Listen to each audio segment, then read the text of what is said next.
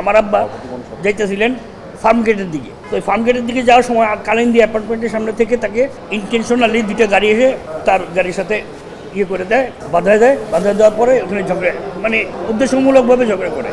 ঝগড়ার এক পর্যায়ে পিছনের গাড়ি থেকে 5-7 জন নেমে এসে তাকে টেনে হেসে তুলে নিয়ে যায়। সে থেকে আজ অবধি তিনি নিখোঁজ এবং গুম অবস্থায় আছে। আমি এখন আইসিটি ট্রাইব্যুনালের কাছে আমি সুবিচার দাবি করতেছি। এখানে 18 জনের নাম আছে।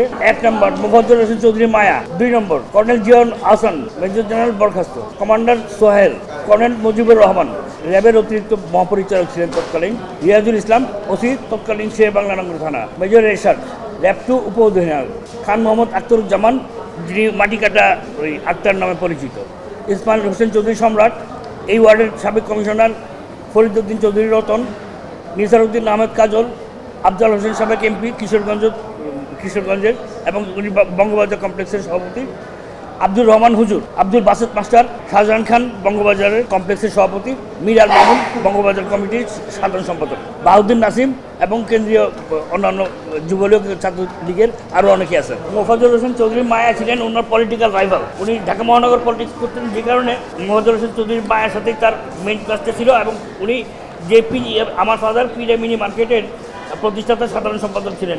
এই মার্কেটে নিয়ে মোফাজ্জল হোসেন চৌধুরী মায়ের সাথে তার বহু আগে থেকে একটা ঝামেলা চলে। উনি 10টা দোকান চাঁদার দাবি করেন, আমার আব্বা সেই চাঁদা দেন নাই। তারপর থেকে তার সাথে তার রাইভালরি শুরু হয়।